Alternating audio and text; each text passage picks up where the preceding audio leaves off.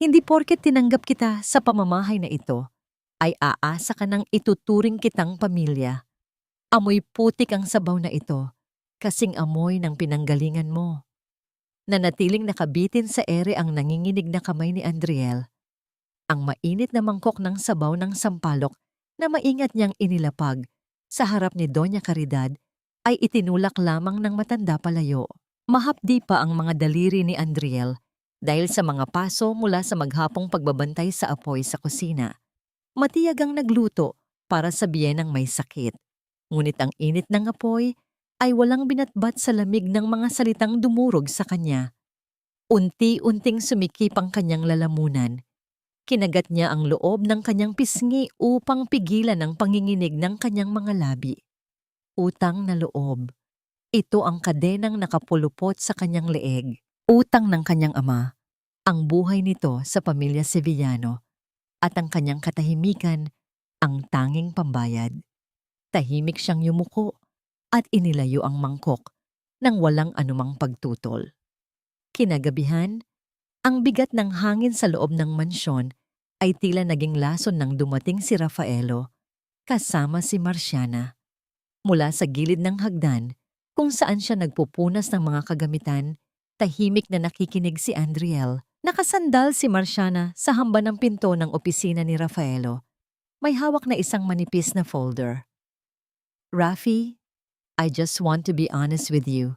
Naawa na kasi ako sa'yo. Malambing ngunit may nakatagong laso na wika ni Marciana.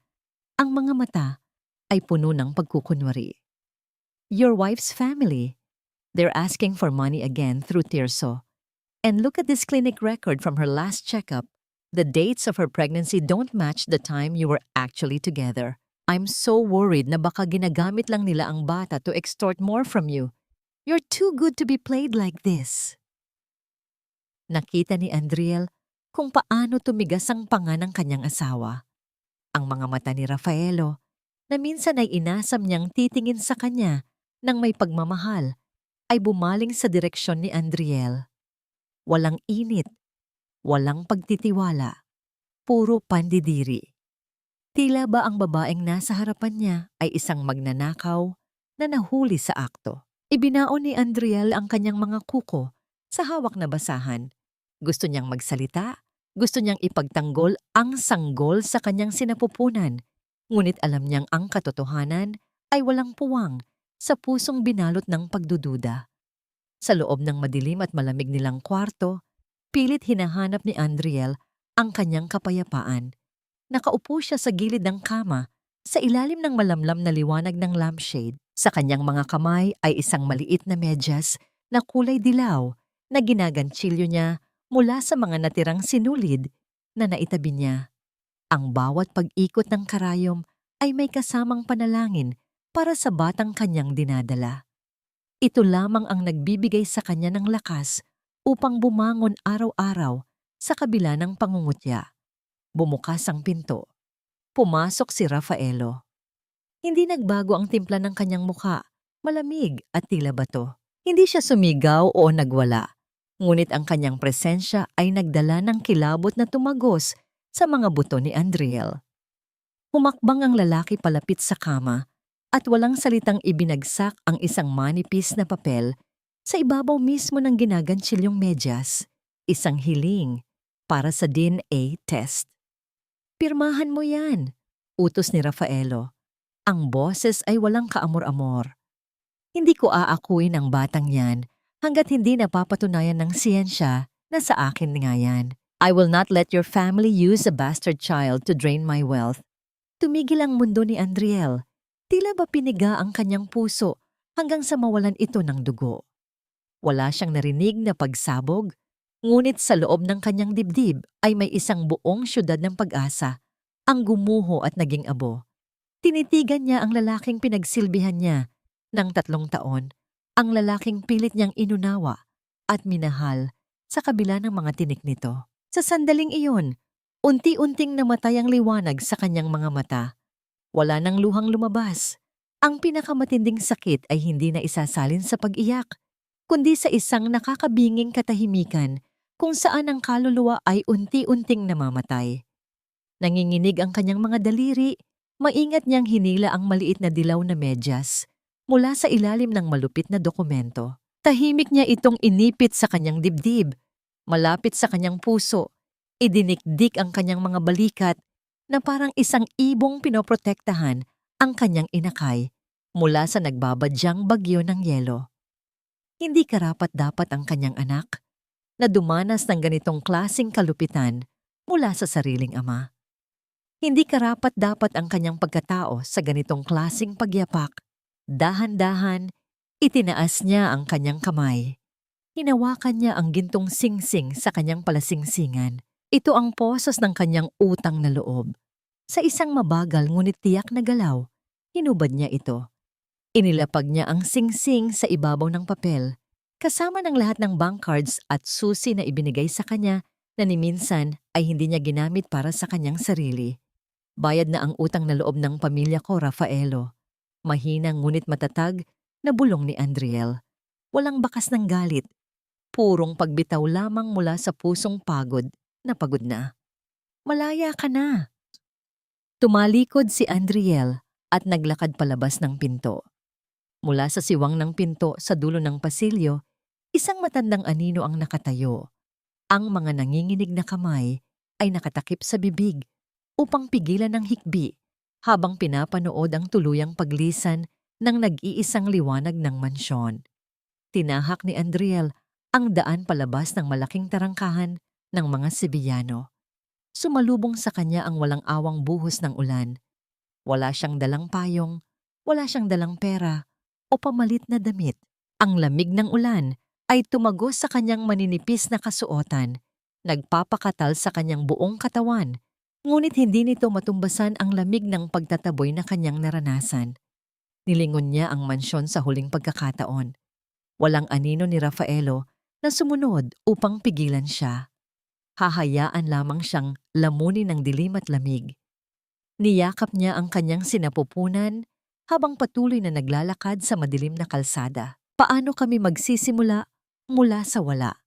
Saan kami pupulutin ng anak ko sa mundong tinalikuran kami ng lahat?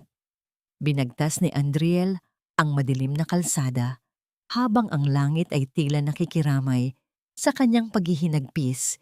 Ibinubuhos ang galit nito sa lupa sa pamamagitan ng walang humpay na ulan. Ang bawat patak ng tubig ay tila maliliit na karayom na tumutusok sa kanyang balat, nanunuot sa kanyang manipis na bestida hanggang sa kanyang nanginginig na kalamnan. Wala siyang dalang payong ni isang sentimong masisilungan. Ang tanging yaman na bitbit niya ay ang buhay na pumipintig sa kanyang sinapupunan.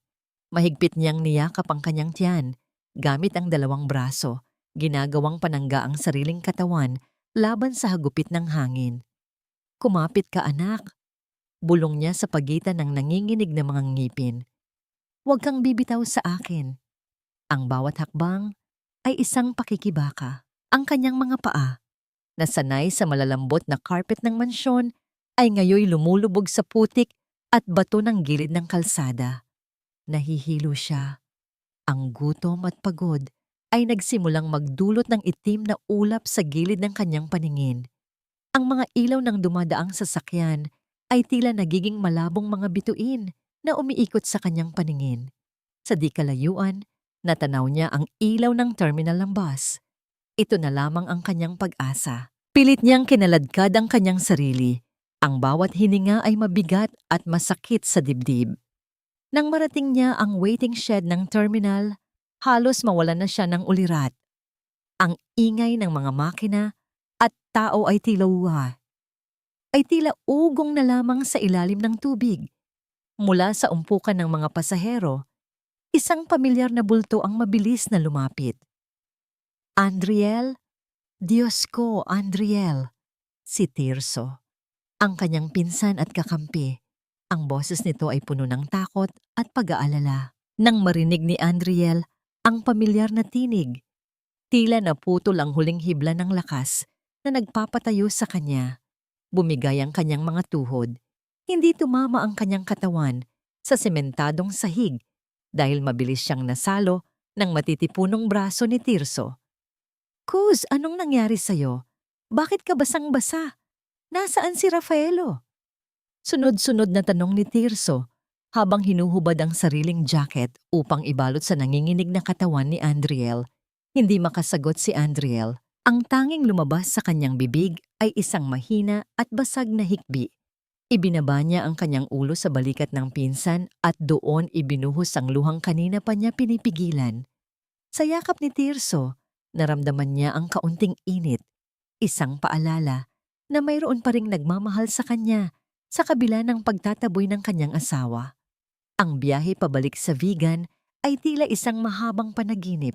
Nakatulog si Andriel sa balikat ni Tirso at nagising na lamang nang maramdaman niya ang paghinto ng bus. Pagbaba nila, sumalubong sa kanya ang pamilyar na simoy ng hangin, ang amoy ng lumang lupa, ng nasusunog na kahoy sa pugon, at ng luma ngunit matibay na kasaysayan. Ito ang amoy ng tahanan. Ito ang amoy ng pamilya Llorente. Sa lumang bahay na gawa sa bato at kahoy, sinalubong siya ng kanyang amang may sakit. Nakaupo ito sa wheelchair, ang muka ay payat at kulubot. Ngunit ang mga mata ay puno ng awa nang makita ang kalagayan ng anak. Walang sumbat. Walang tanong kung bakit siya bumalik. Tay. Garalgal na tawag ni Andriel. Lumuhod siya sa paanan ng ama at yumakap sa mga binti nito. Ipinatong ng matanda ang nanginginig na kamay sa basang buhok ng anak. Tahan na, malambing na wika ng ama.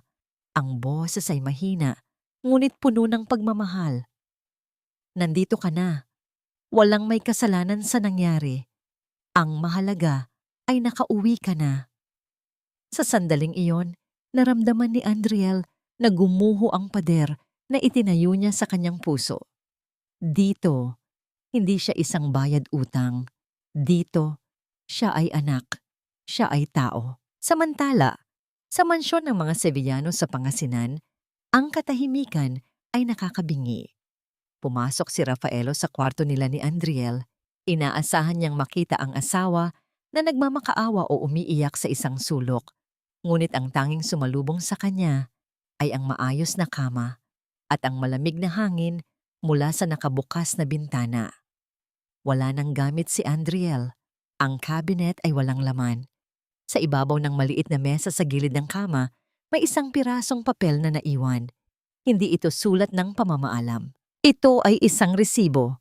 Nanginginig ang kamay na dinampot ito ni Rafaelo. Ito ang resibo ng bangko mula sa huling allowance na ibinigay niya kay Andriel. Ang perang inakala niyang ibinibigay nito sa lalaki. Ngunit nakapangalan ang deposito sa account ng Sevillano Export House. Binayaran ni Andriel ang isang lumang utang ng ama ni Rafaelo na matagal nang nakalimutan ng kumpanya gamit ang sarili niyang ipon. Wala siyang itinira para sa sarili. Kahit 5 duling ay hindi siya kumuha. Napatitig si Rafaelo sa papel. Ang mga salita ni Marciana na mukhang pera. Ang pamilya Llorente ay biglang nagkaroon ng lamat. Kung mukha silang pera, bakit ibinalik ni Andriel ang lahat bago umalis? Isang mabigat na bato ang tila dumagan sa dibdib ni Rafaelo, isang hindi maipaliwanag na kaba na nagsisimulang gumapang sa kanyang sistema. Bumalik ang eksena sa Vigan. Kinabukasan, kahit masakit pa ang katawan, tumungo si Andriel sa likod bahay kung saan naroon ang lumang gawaan ng palayok. Ang lugar ay balot ng alikabok at sapot ng gagamba. Ang mga dating umiikot na gulong ay tahimik at kinakalawang. Ngunit para kay Andriel, ito ang kanyang dambana. Kumuha siya ng isang dakok na putik mula sa timba. Tuyot na ito at matigas. Binasa niya ito ng tubig at sinimulang masahin. Ang lamig ng putik sa kanyang mga palad ay nagbigay ng kakaibang ginhawa. Dito, may kontrol siya. Dito, kaya niyang bumuo ng isang bagay na maganda mula sa dumi at lupa. Bubuhayin natin ito, anak, bulong niya sa sarili habang mariing pinipisil ang putik. Hindi tayo aasa sa kanila. Papatunayan natin na kaya nating tumayo. Puwersado niyang minasa ang matigas na luwad. Ang bawat diin ng kanyang palad ay may kasamang galit at determinasyon. Ngunit bigla, sa gitna ng kanyang pagmamasa, naramdaman niya ang isang matalim na kirot sa kanyang puson. Tila may humihila sa kanyang loob. Natigil siya. Nanlaki ang kanyang mga mata. Mula sa kanyang hita, naramdaman niya ang pagdaloy ng isang mainit na likido. Tiningnan niya ang kanyang mga kamay na nakabaon sa putik. Ang kulay abong luwad ay unti-unting nababahira ng matingkad na pula. Dugo. Napahawak siya sa gilid ng mesa upang hindi matumba. Ang takot na bumalot sa kanya ay mas matindi pa kaysa noong pinalayas siya. Ang nag-iisang dahilan ng kanyang paglaban, ang nag-iisang yaman na natitira sa kanya, ay tila kinakabig na rin ng tadhana. Nagising si Rafaelo sa isang umagang tila ninakawan ng init. Walang pamilyar na amoy ng sinangag at kaping barako na karaniwang sumasalubong sa kanya tuwing imumulat niya ang kanyang mga mata. Sa halip, ang tanging nalanghap niya ay ang amoy ng mamahaling air freshener, mabango ngunit matapang, artipisyal at walang buhay. Bumangon siya at kinapa ang gilid ng kama, umaasang may nakahandang plansadong uniforme at mainit na tuwalya. Ngunit ang sumalubong sa kanyang mga daliri ay ang malamig at gusot na sapin ng kama. Napabuntong hininga siya ng malalim. Isang bigat ang dumagan sa kanyang dibdib bago pa man magsimula ang araw. Saglit niyang nakalimutan ang nangyari kagabi. Sa loob ng ilang segundo, inakala niyang nasa kusina lang si Andriel, tahimik na naghihiwa ng prutas. Ngunit nang dumapo ang kanyang paningin sa bakanting tokador, nawala ng laman, kundi alikabok. Bumalik ang alaala ng gabing iyon, ang ulan, ang pagtalikod ni Andriel at ang katahimikang iniwan nito. Pagbaba niya sa hagdan, naabutan niya si Marciana sa dining area. Nakasuot ito ng manipis na seda, nakaupo sa paboritong pwesto ni Andriel. Tila isang litrato sa magasin ng eksena, ngunit para kay Rafaelo, may mali sa timpla ng kulay. "Good morning, babe!" Bati ni Marciana sabay abot ng isang tasa ng kape. "I told the maids to rest. Ako na ang nagtimpla para sa'yo. You look stressed." Tinanggap ni Rafaelo ang tasa. Humigop siya ng kaunti. Agad na kumunot ang kanyang noo. Mapait. Masyadong matapang ang pagkakatimpla, tila sunog ang beans at kulang sa tamis ng asukal na nakasanayan niya. Ibinaba niya ang tasa ng padabog. Lumikha ng matinis na tunog ang porselana nang tumama ito sa platito. "Hindi ganito ang timpla ko." Mahinang reklamo niya, bagamat alam niyang hindi naman timpla niya ang hinahanap niya, kundi ang timpla ng asawang pinalayas niya. "Sorry naman," irap ni Marciana, bagamat nakangiti pa rin. "Sanay kasi ako sa black coffee. Don't worry, masasanay ka rin. Mawawala rin sa sistema mo ang mga bad habits na nakuha mo sa kanya." Tumayo si Rafaelo na wala ng gana. Habang naglalakad siya patungo sa sala, sinalubong siya ni Nanay Rosa. Ang matandang mayordoma na nag-alaga sa kanya mula pagkabata ay hindi siya tiningnan sa mata. Sa halip iniabot nito ang isang lumang kahon ng sapatos na puno ng mga bote ng gamot. "Ano to?" tanong ni Rafaelo. Ang boses ay may halong iritasyon. "Mga gamot ng mama mo, senyorito," sagot ni Nanay Rosa. Ang tono ay magalang ngunit may halong lamig na hindi niya nakasanayan mula sa matanda. Naubos na ang stock sa kwarto niya. Kayo na po ang bahalang magpaalala sa kanya ng oras ng inuman. Wala na po kasi si Andriel para mag-ayos niyan. Kinuha ni Rafaelo ang kahon. Sa bawat bote ng gamot, mula sa vitamins hanggang sa maintenance para sa puso, may nakadikit na maliliit na papel. Sulat kamay ni Andriel. Ang bawat letra ay maayos at bilugan. Puno ng pag-iingat. 10:00 ng umaga. Pagkatapos mag-almusal, huwag kalimutan ma. 2:00 ng hapon, kasabay ng merienda. Huwag painumin ng kape kapag sumasakit ang ulo. Napatitig si Rafaelo sa mga sulat. Parang may kung anong kumurot sa kanyang puso. Naalala niya kung paano laging matiyagang naghihintay si Andriel sa tabi ng kanyang ina. Inaabot ang tubig at gamot. kahit pa madalas itong singhalan o irapan ni Doña Caridad. Kung totoong pera lang ang habol ni Andriel, bakit kailangan niyang pagtiyagaan ang detalyeng ito? Bakit kailangan niyang maging nurse ng isang matandang humahamak sa kanya? Ibinaba ni Rafaelo ang kahon sa mesa, tila napaso ang kanyang mga kamay. Ang bawat sulat kamay ni Andriel ay tila isang piping saksi sa kanyang kalupitan. Ang buong maghapon ay lumipas ng mabagal at nakapapagod. Sa opisina, hindi siya makapag-focus. Ang mga numero sa spreadsheet ay lumalangoy sa kanyang paningin. Umuwi siya ng maaga, umaasang mahahanap ang kapayapaan sa loob ng kanyang tahanan. Ngunit ang mansyon ay hindi na isang tahanan. Ito ay naging isang malawak na kabaong. Sa hapagkainan ng gabing iyon, tatlo sila ni Doña Caridad at Marciana. Masaya silang nagkukwentuhan tungkol sa isang bagong business venture, tumatawa sa mga biro na hindi naman nakakatawa. Ngunit si Rafaelo ay nakatingin lamang sa bakanting upuan sa kanyang kanan. Walang nagsasali ng tubig sa baso niya bago pa man ito maubos. Walang naghihimay ng isda para sa kanya. Ang katahimikan ng bakanting upuang yon ay mas nakabibingi kaysa sa halakhak ng dalawang babaeng kasama niya. "Rafi, are you listening?" Tanong ni Marciana. Hinawakan ang braso niya. "Sabi ko, we should redecorate this room. Masyadong luma, masyadong dusty." "Huwag mong gagalawin ang kwartong ito." Mabilis at mariing sagot ni Rafaelo. Nabigla ang lahat sa talim ng kanyang boses, maging siya ay nagulat sa kanyang reaksyon. Huminga siya nang malalim at tumayo. "Nawalan na ako ng gana.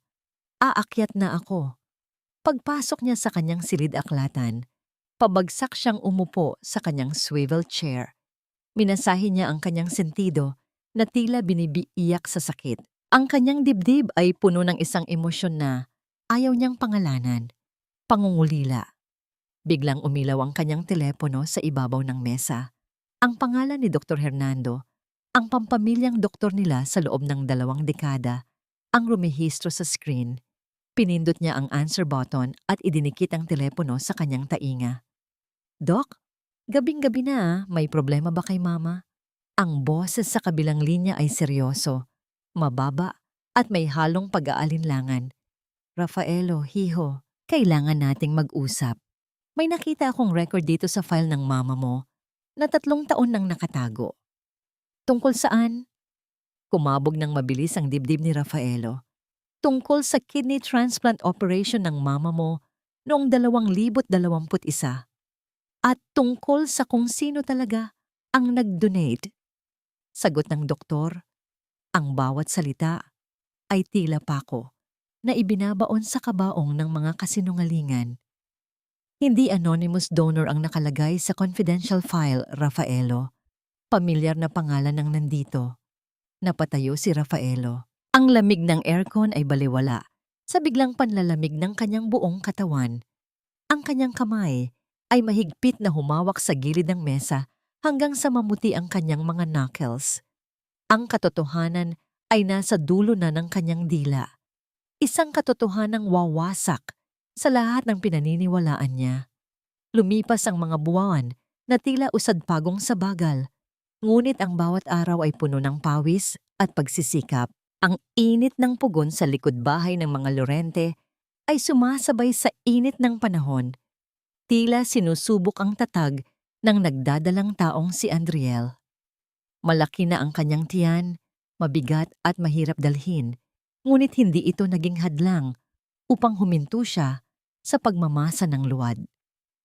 Ang kanyang mga palad, na dati ay makinis at amoy mamahaling losyon, ngayon ay magaspang na at amoy lupa. Sa bawat paghubog niya sa paso, hinuhubog din niya ang kanyang sarili, mula sa pagiging isang marupok na asawa patungo sa pagiging isang matibay na ina.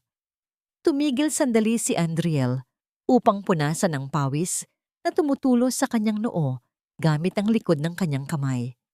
Napahawak siya sa kanyang balakang na kumikirot dahil sa matagal na pagtayo. Mula sa malayo, pinagmasdan niya ang hilera ng mga bagong gawang palayok na nakabilad sa araw. Hindi pa ito marami, at hindi pa kasing pulido ng mga gawa ng kanyang mga ninuno, ngunit ito ang bunga ng kanyang sariling dugo at pawis. Ito ang unang hakbang ng kanilang pagbangon. Dumating si Tirso, ang kanyang pinsan, na may dalang isang maliit na sobre at supot ng pagkain. Ang mukha nito ay may halong pagod, ngunit nangingibabaw ang isang malawak na ngiti. Inabot niya ang sobre kay Andriel ng may pag-iingat. Para sa'yo, Cause, masayang bati ni Tirso. Nabenta natin ang unang batch sa palengke kanina. Hindi kalakihan, pero sapat na pambili ng gamot ni Tito at gatas ng magiging pamangkin ko. Binuksan ni Andriel ang sobre. Ang laman nito ay ilang pirasong papel na pera na gusot at luma. Ngunit para sa kanya, ito na yata ang pinakamagandang bagay na nahawakan niya. Kusang tumulo ang kanyang mga luha habang mahigpit na niyayakap ang sobre. Ito ang unang pera na kinita niya nang hindi umaasa sa yaman ng mga Sevillano. Ito ay perang malinis, perang may dignidad. Niyakap niya si Tirso ng mahigpit. Ipinararamdam ang pasasalamat na hindi kayang tumbasan ng mga salita. Nang sumapit ang gabi, tahimik ang buong kabahayan. Habang natutulog na ang kanyang ama, nanatili si Andriele sa maliit na sala, sa harap ng isang ilawan. Hawak niya ang isang lumang paso na nabasag kanina, isang pagkakamaling dulot ng kanyang panginginig. Sa halip na itapon, kumuha siya ng pandikit na hinaluan ng gintong pulbos, isang pamamaraan na natutunan niya sa mga libro, ang sining ng kintsugi. Dahan-dahan, pinagdikit niya ang mga piraso. Ang mga lamat ay hindi niya itinago. Bagkus, pinalitaw pa niya ang mga ito gamit ang ginto. Habang hinihintay niyang matuyo ang pandikit, hinaplos niya ang kanyang tiyan. Gaya ng pasong ito, anak, bulong niya sa hangin. Kahit basag tayo, mabubuo ulit tayo. At ang mga pilat na ito ang magpapatunay na tayo ay mahalaga. Ang kapayapaan ng gabi ay biglang binasag ng isang matinding sakit na gumuhit sa kanyang puson. Napahawak si Andriel sa gilid ng mesa. Ang kanyang mga kuko ay bumaon sa kahoy dahil sa tindi ng kirot. Nagsimula na ang panganganak. Ang mga sumunod na oras ay tila isang mahabang laban sa pagitan ng buhay at kamatayan. Walang asawang nakahawak sa kanyang kamay upang magbigay ng lakas. Tanging ang matandang komadrona at si Tirso na naghihintay sa labas ng kwarto ang kanyang karamay. Ang bawat pag-ire ay kasabay ng pag-alala sa mga sakit na dinanas niya. Ang pagtataboy, ang panghahamak, ang ulan. Ginamit niya ang lahat ng galit at sakit na yon bilang panggatong upang ilabas ang kanyang anak. At sa wakas, isang matinis na iyak ang pumunit sa katahimikan ng madaling araw. Inilagay ng komadrona ang sanggol sa kanyang dibdib. Basang-basa ito, maliit at namumula, ngunit napakaganda. Hinawi ni Andriele ang buhok sa noo ng sanggol at tinitigan ito. Ang mga mata nito, ang hugis ng ilong, hindi maipagkaila na kamukhang-kamukha ito ni Rafaelo. Kumirot ang puso ni Andriel. Akala niya ay makakalimutan na niya ang lalaking iyon. Ngunit heto ang isang buhay na paalala. Subalit nang humigpit ang hawak ng maliit na kamay ng sanggol sa kanyang daliri, napawi ang lahat ng pag-aalinlangan. Hinalikan niya ang noo ng bata. Ang kanyang mga luha ay pumapatak sa pisngi nito. Ikaw si Rafa, bulong niya. Isang pangalan na parehong parangal at paalam sa nakaraan. Ikaw ang ginto sa aking mga lamat. Hinding-hindi kita iiwan. Hinding-hindi kita ipagtataboy. Sa labas ng bahay, habang nagkakagulo sina Tirso sa paghahanda ng tubig at pagkain, may isang anino ang tahimik na nagmamasid mula sa dilim ng mga puno ng mangga. Isang lalaking nakasombrero ang maingat na itinutok ang lente ng kamera sa bintana, kung saan aninag ang siluymas ng mag-ina. Ang flash ng kamera ay hindi gumana upang hindi makatawag ng pansin. Ngunit ang bawat kuha ay sapat na upang maging ebidensya ng isang bagong kabanata. Kinabukasan, habang hiniheli ni Andriel si Rafa, dumating ang isang kartero. Inakala niyang sulat ito mula sa ospital para sa check-up ng ama. Ngunit iba ang laman ng sobre, may tatak ito ng bangko. Binuksan niya ito. Ang kanyang mga kamay ay nanginginig. Hindi dahil sa pagod, kundi sa kaba. Isang formal na liham ng foreclosure. Ang lupa ng kanilang gawaan ng palayok, ang tanging yaman na naiwan sa kanila, at ang tanging pag-asa para sa kinabukasan ni Rafa ay kukunin ng bangko sa loob ng 1 linggo kung hindi sila makakapagbayad ng natitirang utang. Isang halagang imposible nilang kitain sa pagbebenta lamang ng paso. Napatingin si Andriel sa kanyang anak na mahimbing na natutulog. Ang saya ng pagkakaroon ng bagong buhay ay agad na pinalitan ng bigat ng responsibilidad. Paano niya ipagtatanggol ang kanyang anak kung pati ang bubong sa kanilang ulo ay aagawin na rin? Niyakap niya ang sanggol ng mahigpit habang ang papel sa kanyang kamay ay nalulukot, kasabay ng paglukot ng kanyang pag-asa. Ang opisina ng Sevillano Export ay karaniwang simbolo ng kapangyarihan at kaayusan. Ngunit sa araw na ito, ang lamig ng aircon ay tila nanunuot hanggang sa mga buto ni Rafaelo. Tahimik siyang pumasok sa silid. Ang kanyang mga hakbang ay mabibigat sa makapal na karpet. Sa kanyang mesa, naabutan niya si Marciana na nakayuko sa harap ng laptop. Ang mga daliri ay mabilis na gumagalaw sa keyboard.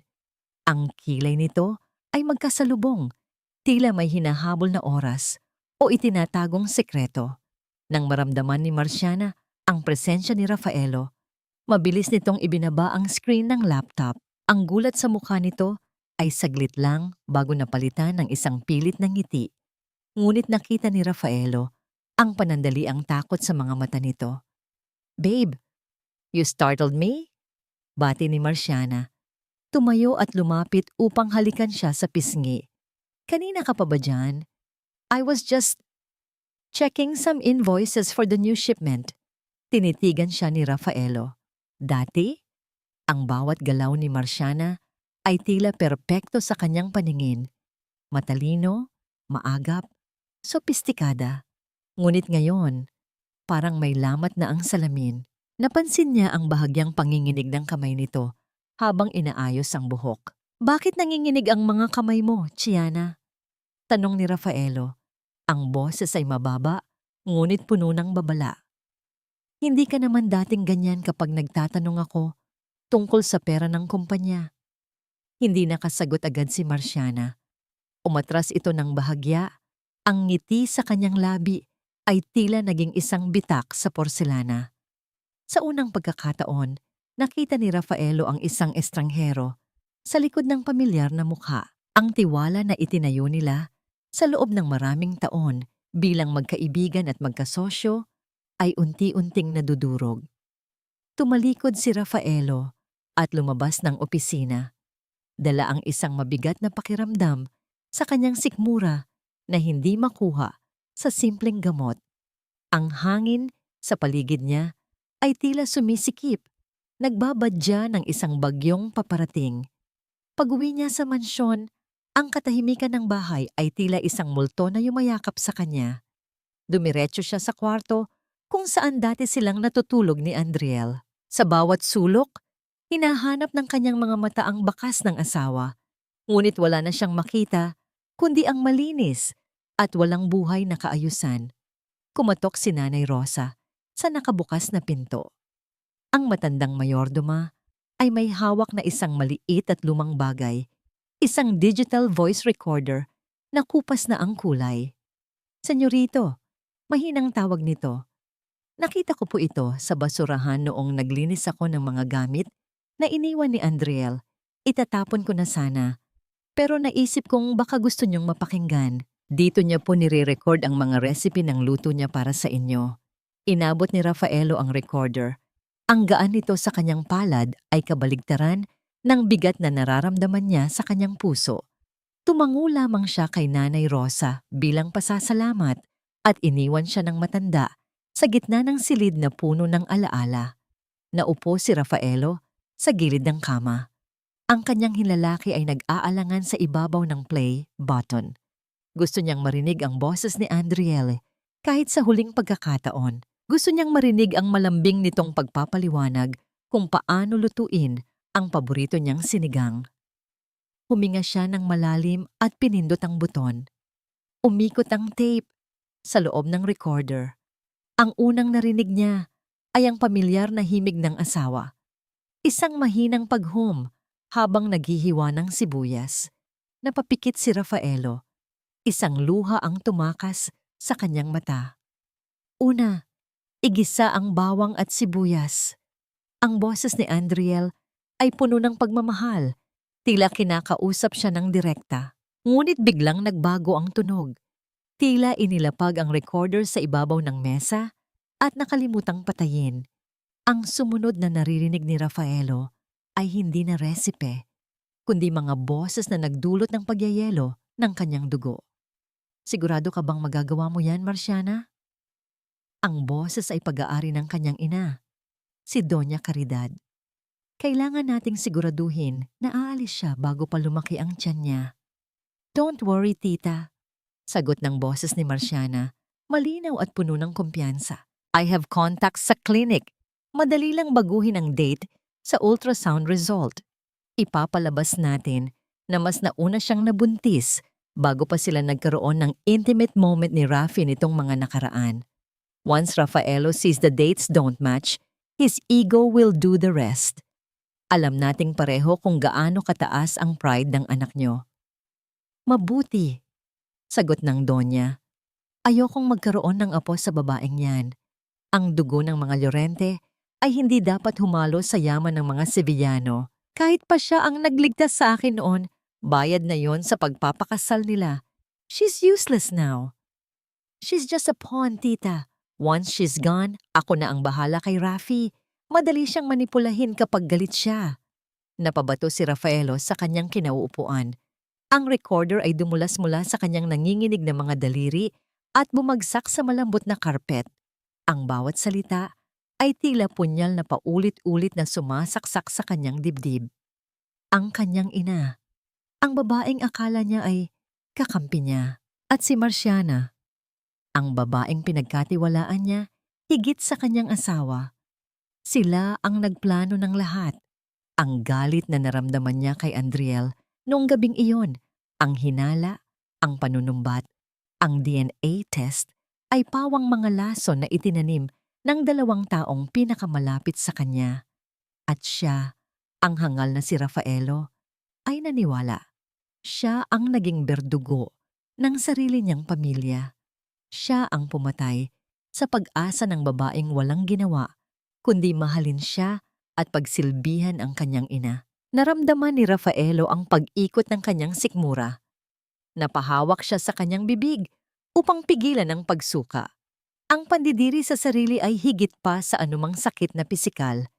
Tiningnan niya ang kanyang mga kamay, ang parehong mga kamay na naghagis ng DNA test sa mukha ng kanyang buntis na asawa. Gusto niyang putulin ang mga ito. Mga demonyo kayo! Bulong niya sa kawalan. Ang boses ay basag at puno ng puot. Tumayo siya.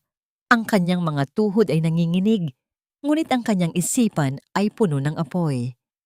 Hindi niya hahayaang makaligtas sila sa ginawa nila. Kailangan niyang harapin ang kanyang ina. Kailangan niyang marinig mula sa bibig nito ang katotohanan.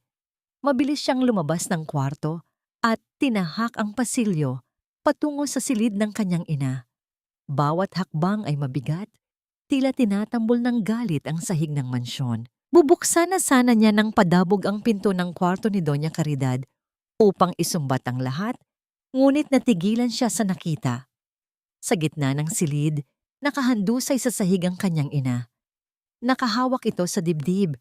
Ang mukha ay namimilipit sa sakit at ang balat ay kasing puti ng papel. Ang mamahaling florera sa tabi nito ay basag-basag, senyales na tinangka nitong kumapit. Bago tuluyang bumigay ang katawan. Mama! Sigaw ni Rafaelo. Nawala ang galit sa isang iglap. Napalitan ng takot ng isang anak.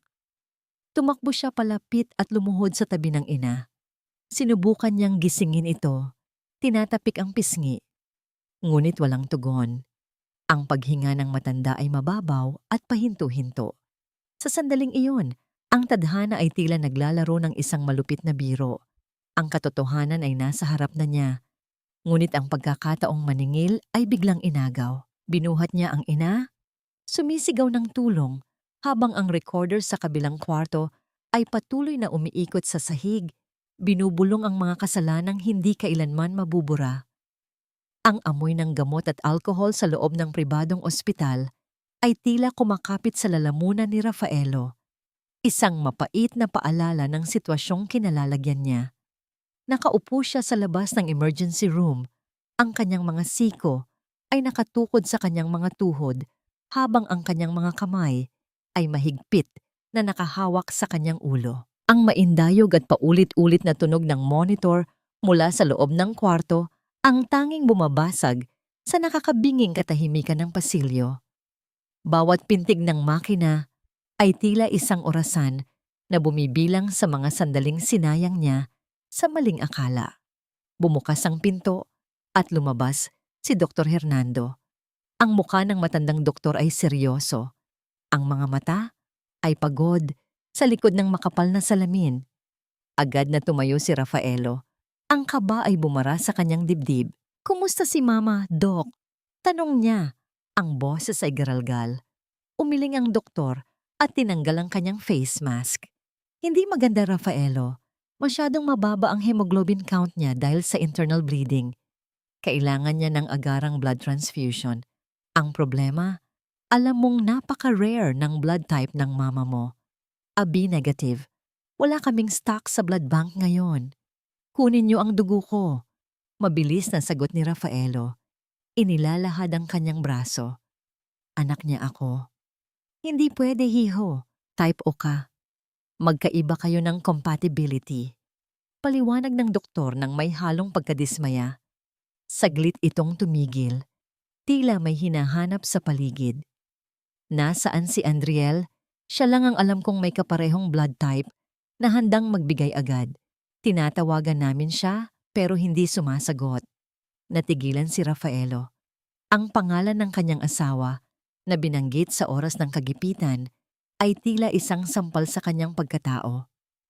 "Wala na si Andriel, Dok. Umalis na siya. Pinalayas ko siya." Kumunot ang noo ni Dr. Hernando. Ang pagtataka sa mukha nito ay napalitan ng isang mapanghusgang tingin na hindi nito naitago. "Pinalayas? Matapos ang ginawa niya para sa inyo? Anong ibig mong sabihin?" Bumuntong hininga ang doktor. Tila nagtitimpi. "Rafaelo, noong naaksidente ang mama mo 3 taon na. Ang nakararaan at kinailangan ng kidney transplant at massive transfusion. Sino sa akala mo ang nagligtas sa kanya?" It was Andriel.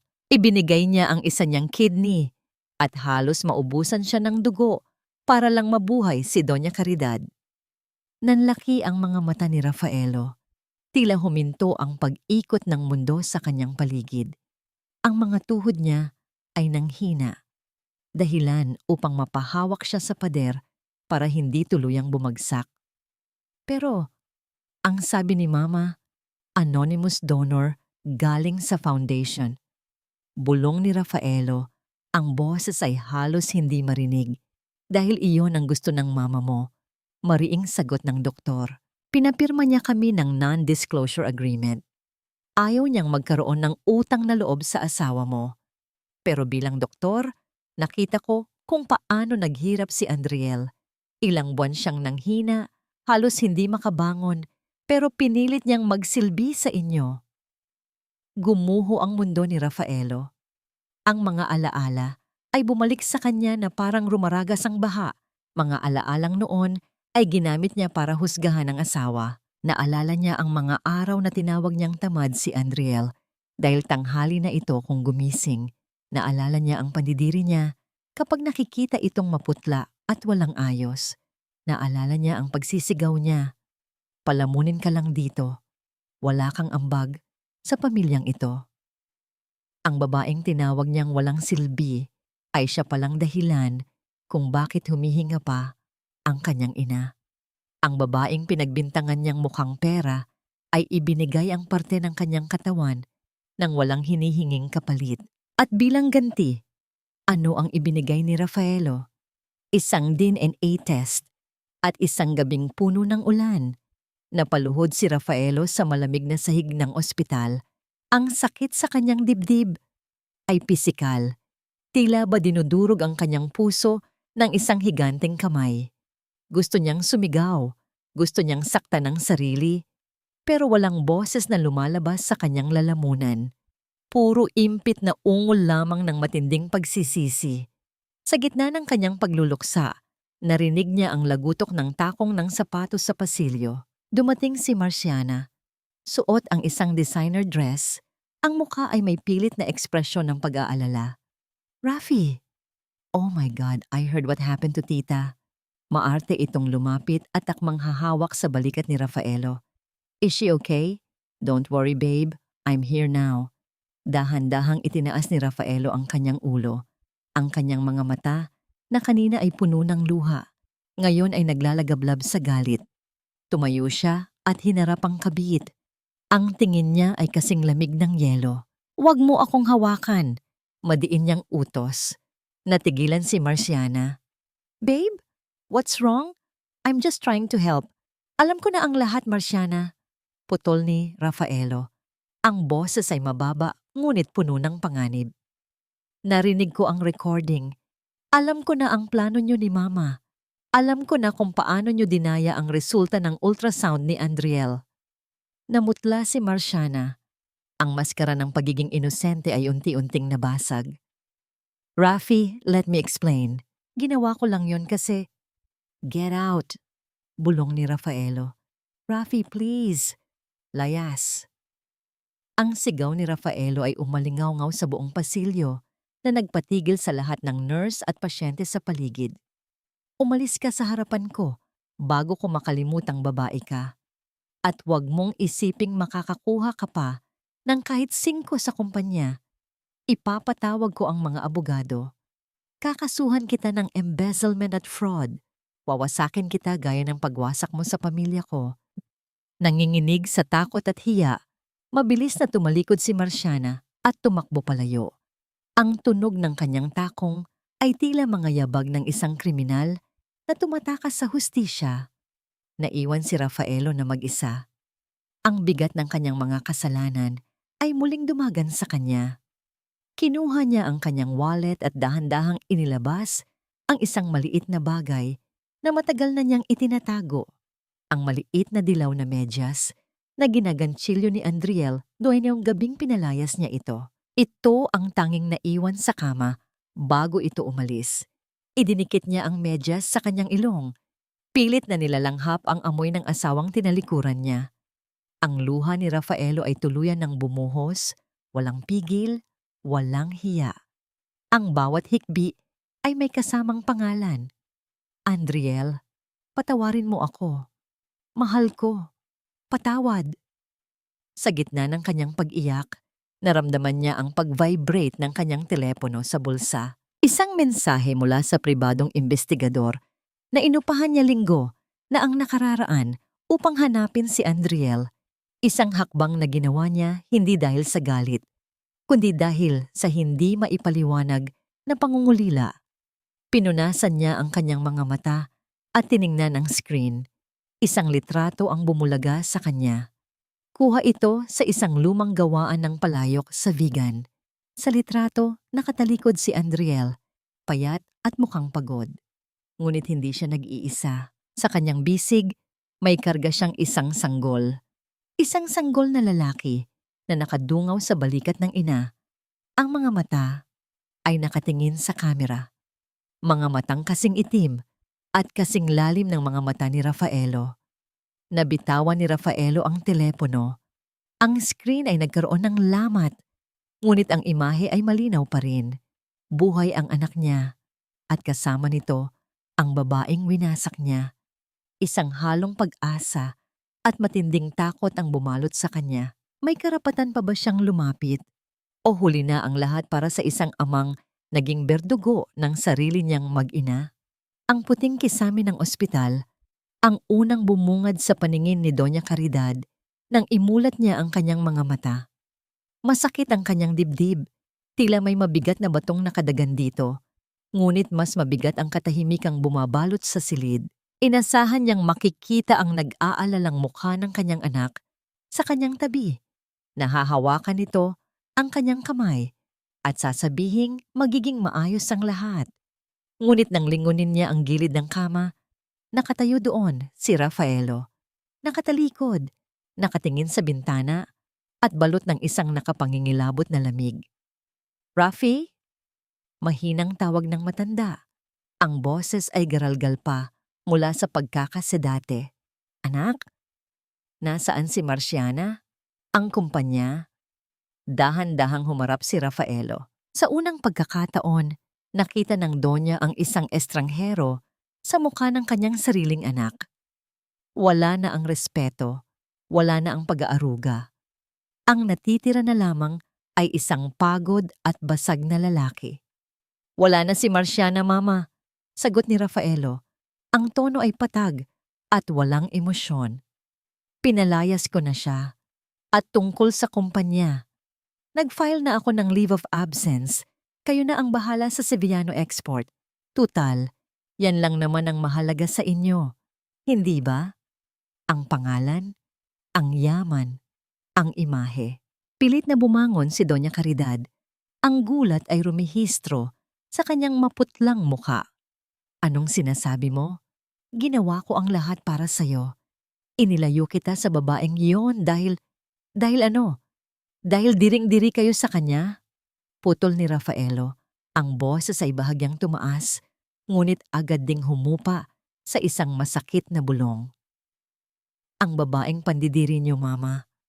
Siya ang nagbigay ng kidney niya sa inyo. Siya ang dahilan kung bakit humihinga pa kayo ngayon. At bilang ganti, pinatay niyo ang anak ko sa isip ko bago pa man siya isilang." Nanlaki ang mga mata ng Donya. Nalaman na niya. Ang lihim na pilit niyang ibinaon sa limot ay sumabog na sa kanyang harapan. "Aalis ako." Pagpapatuloy ni Rafaelo, kinuha niya ang kanyang bag sa sofa. "Huwag niyo akong hahanapin. Pupuntahan ko ang mag-ina ko. Magmamakaawa ako hanggang sa dumugo ang tuhod ko. At kung hindi nila ako mapapatawad, tatanggapin ko yon bilang parusa sa pagiging anak ninyo." Hindi na niya hinintay ang sagot ng ina. Lumabas si Rafaelo ng kwarto, iniwan ang matandang babae na lumuluha sa gitna ng mga makinang humuhuni ng kanyang vital signs. Buhay nga, ngunit nag-iisa. Sa labas ng ospital, tinahak ni Rafaelo ang daan patungo sa isang luxury car dealership. Hindi upang bumili, kundi upang magbenta. Ibinenta niya ang kanyang sports car, ang kanyang mga relo, at ang mga mamahaling gamit na naging simbolo ng kanyang kapalaluan. Nang iabot sa kanya ang makapal na sobre ng pera, wala siyang naramdamang panghihinayang. Sa halip, gumaan ang kanyang pakiramdam. Tila ba nabawasan ang bigat na kanyang dinadala. Naglakad siya patungo sa terminal ng bus, hindi sa air-conditioned na bus na pampasahero, kundi sa ordinaryong bus na siksikan at mainit. Ito ang simula ng kanyang penitensya. Umupo siya sa dulo, katabi ng mga sako ng bigas at mga kahon ng gulay. Ang amoy ng pawis, alikabok at gasolina ay sumampal sa kanya, ngunit hindi siya nagreklamo. Ito ang mundong ginagalawan ni Andriel nung pinalayas niya ito. Gusto niyang maramdaman ang bawat hirap, ang bawat init, ang bawat alikabok. Umugong ang makina ng bus at nagsimula itong umusad. Habang binabagtas nila ang mahabang kalsada patungong Ilocos, nagsimulang pumatak ang ulan. Ipinatong ni Rafaelo ang kanyang noo sa malamig na salamin ng bintana. Ang mga patak ng tubig sa labas ay tila nakikipag-unahan sa mga luhang tahimik na dumadaloy sa kanyang pisngi. Naalala niya ang gabi ng bagyo. Ang gabing hinayaan niyang maglakad si Andriel sa ganitong klaseng ulan. Napakuyom ang kanyang kamao. Ang sakit sa kanyang dibdib ay tila hinihiwa ng patalim. "Andriel!" Bulong niya sa hangin. Hintayin mo ako.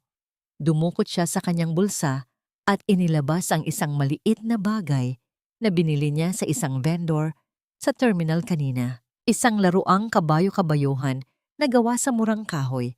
Magaspang ito, hindi pulido, at malayo sa mga mamahaling laruan na kaya niyang bilhin noon.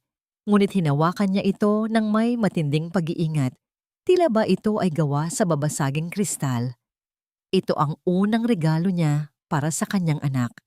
Isang anak na hindi niya kilala. Isang anak na tinangka niyang itanggi. Ang biyahe ay tumagal ng halos 8 oras. Ang kanyang likod ay sumakit. Ang kanyang mga binti ay namanhid. Ngunit nanatiling gising si Rafaelo. Takot siyang pumikit. Baka sa kanyang paggising ay panaginip lang pala ang pag-asang may pamilya pa siyang babalikan. Nang huminto ang bus sa terminal ng Vigan, ang araw ay tirik na tirik. Ang init ng sementadong kalsada ay bumungad sa kanya pagkababa. Ang Vigan ay ibang-iba sa Pangasinan. Mas luma, mas tahimik, mas puno ng kasaysayan. Dito, ang bawat bato ay may kwento. Nagtanong-tanong siya kung saan ang paggawaan ng palayok ng mga Llorente. Itinuro ng mga tricycle driver ang daan patungo sa isang liblib na barangay. Naglakad si Rafaelo. Ayaw niyang sumakay. Gusto niyang lakarin ang bawat metro na naglalayo sa kanyang mag-ina. Nang marating niya ang lumang gate na gawa sa kawayan at alambre, tumigil ang kanyang mundo. Sa loob ng bakuran, sa ilalim ng isang puno ng mangga, nakita niya si Andriel. Nakasuot ito ng simpleng duster. Ang buhok ay nakapuyod ng mabilis at may bahid ng putik sa pisngi. Ngunit para kay Rafaelo, hindi pa siya nakakita ng babaeng mas gaganda pa rito. Karga ni Andriel ang isang sanggol. Hinehele niya ito habang marahang tinatapik ang likod. Akmang bubuksan na sana ni Rafaelo ang gate nang biglang may lumapit na lalaki kay Andriel, si Tirso. May dala itong isang baso ng tubig at isang puting tuwalya. Nakita ni Rafaelo kung paano maingat na pinunasan ni Tirso ang pawis sa noo ni Andriel. Ang mga ngiti nila sa isa't isa ay puno ng pamilyaridad, puno ng tiwala. Isang tiwala na matagal nang sinira ni Rafaelo. Bumigat ang mga paa ni Rafaelo. Ang selos ay gumapang sa kanyang dibdib, mainit at mapait. Ngunit kasabay nito ay ang pagkadurog ng kanyang puso. Nakita niya sa mga mata ni Andriel ang kapayapaan habang kausap si Tirso. Isang kapayapaan na hindi nito kailanman naramdaman sa piling niya. Umatras si Rafaelo, nagtago sa likod ng isang malaking puno ng balete sa labas ng bakuran. Napahawak siya sa kanyang dibdib, pilit na pinapakalma ang puso na tila gustong kumawala sa sakit. Ang distansya sa pagitan nila ay ilang metro lang, ngunit pakiramdam niya ay nasa magkabilang dulo sila ng mundo. May karapatan pa ba siyang sirain ang kapayapaang ito? O siya na lang ang dapat na maging anino sa gilid ng kanilang kaligayahan? Ang sikat ng araw sa Vigan ay tila walang patawad, tumatagos sa balat at nagdudulot ng hapdi, ngunit hindi ito ininda ni Rafaelo. Huminga siya ng malalim, pilit na pinapakalma ang kabang tumatambol sa kanyang dibdib na mas malakas pa sa anumang kulog. Humakbang siya palabas sa kanyang pinagtataguan sa likod ng puno ng balete. Ang bawat hakbang papalapit sa kinakalawang na gate ng mga Llorente ay tila paglakad sa ibabaw ng mga bubog. Mabigat, masakit, at puno ng takot. Binuksan niya ang gate. Ang lumang bakal ay lumikha ng isang matinis at mahabang ingay na bumasag sa katahimikan ng hapon. Napahinto si Andriel sa paghihele. Dahan-dahan siyang lumingon. Nang magtama ang kanilang mga paningin, inasahan ni Rafaelo ang galit. Inasahan niya ang sigaw, ang sumbat, o ang pagtataboy. Ngunit ang sumalubong sa kanya ay isang bagay na mas masakit kaysa sa puot, kawalang pakialam. Tiningnan siya ni Andriel na para bang isa siyang estranghero na naligaw ng landas, isang taong walang puwang sa kanyang alaala. Anong ginagawa mo dito? Ang boses ni Andriel ay kalmado, patag, at walang bahid ng anumang emosyon. Tila ba kausap lang niya ang isang tindero sa palengke. Bago pa man makasagot si Rafaelo, mabilis na humarang si Tirso. Ang katawan ng pinsan ay naging pader sa pagitan ng mag-asawa. Ang mga mata ni Tirso ay naglalagablab sa proteksyon, ang kanyang mga kamao ay nakakuyom sa gilid, handang dumepensa anumang oras. Umalis ka na habang nakakapagpigil pa ako, Rafaelo. Madiin na babala ni Tirso. Wala kang karapatang tumapak sa lupang ito matapos ng ginawa mo. Hindi pinansin ni Rafaelo ang banta. Ang kanyang mga mata ay nakapako sa sanggol na nasa bisig ni Andriel. Nakita niya ang maliit na kamay na nakakapit sa damit ng ina. Nakita niya ang maitim na buhok na katulad ng sa kanya. Ang pagnanais na mahawakan ng bata ay tila isang pisikal na gutom na kumukurot sa kanyang bituka.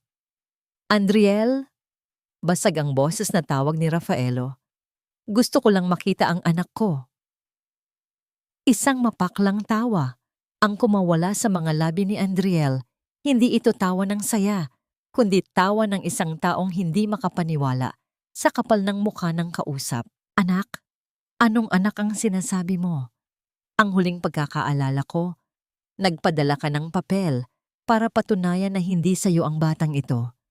Ang huling pagkakaalala ko, pinalayas mo kami sa gitna ng bagyo. Alam ko na ang totoo. Mabilis na sagot ni Rafaelo. Humakbang siya palapit, ngunit umatras si Andriel. Idinidikit ang sanggol sa kanyang dibdib. Alam ko na ang ginawa ni na Mama at Marciana. Narinig ko ang recording at alam ko na ikaw ang nagbigay ng buhay kay Mama noon. Alam ko na ang sakripisyo mo. Sa gitna ng maalikabok na bakuran, sa harap ng babaeng winasak niya, dahan-dahang lumuhod si Rafaelo. Hindi siya nag-atubili kahit pa madumihan ang kanyang pantalon sa putik. Ibinaba niya ang kanyang pride, ang kanyang pangalan, at ang lahat ng kanyang pagiging Sevillano. Patawarin mo ako. Humagulgol siya. Ang kanyang noo ay halos dumikit na sa lupa. Nagkamali ako. Ang laki ng pagkakamali ko. Hayaan mo akong bumawi. Ibibigay ko ang lahat. Magpapaalipin ako sa inyo. Basta hayaan mo lang akong maging ama sa kanya. Tiningnan lamang siya ni Andriel mula sa itaas. Ang hangin ay humihip. Tinatangay ang ilang hibla ng buhok sa kanyang mukha. Ngunit nanatiling matigas ang kanyang ekspresyon. Wala siyang naramdamang awa sa lalaking nakaluhod sa kanyang harapan. Ang nakikita niya ay hindi isang asawang nagsisisi, kundi ang multo ng mga gabing umiyak siya ng mag-isa. Huli na ang lahat, Rafaelo. Malamig na wika ni Andriel, ang utang na loob ay bayad na. Ang dugo na ibinigay ko sa ina mo, hindi ko yon ginawa para sa'yo o para sa yaman niyo. Ginawa ko yon dahil tao ako. Pero ikaw, sa oras na kailangan ka namin, nasaan ang pagiging tao mo? Tumalikod si Andriel. Umalis ka na.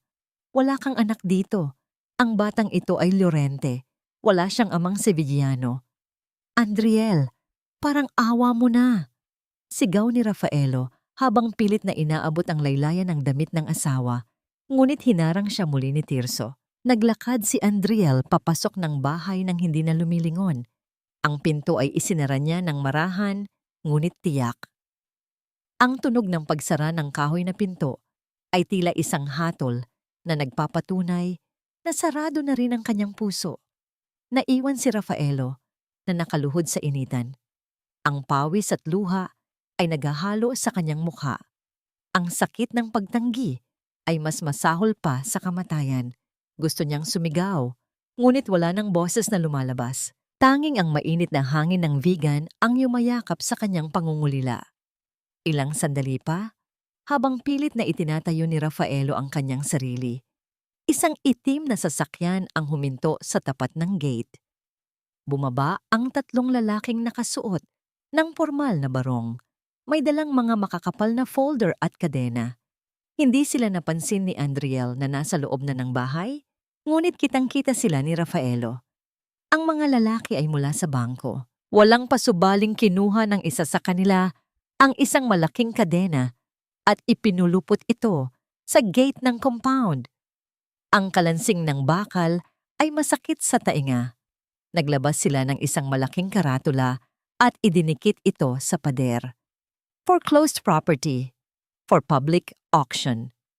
Napatingin si Rafaelo sa bintana ng bahay. Nakita niya ang anino ni Andriel na nagpapatulog ng bata. Walang kamalay-malay na ang bubong sa kanilang ulunan ay malapit ng bawiin.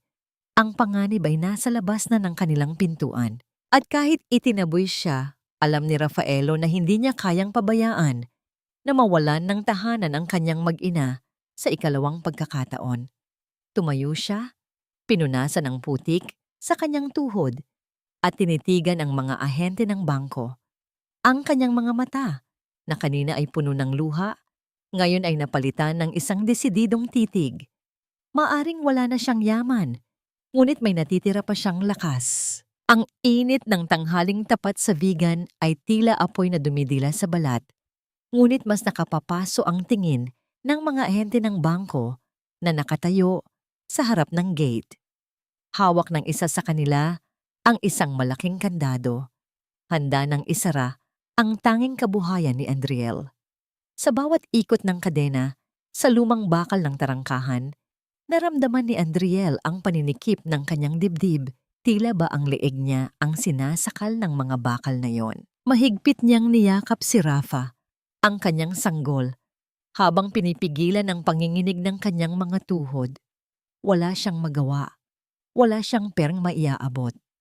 Akmang isasara na ng lalaki ang kandado nang biglang may isang kamay na pumigil sa braso nito. Si Rafaelo. Tumayo siya sa pagitan ng gate at ng mga ahente. Ang kanyang suot na mamahaling polo ay gusot at may bahid na ng alikabok.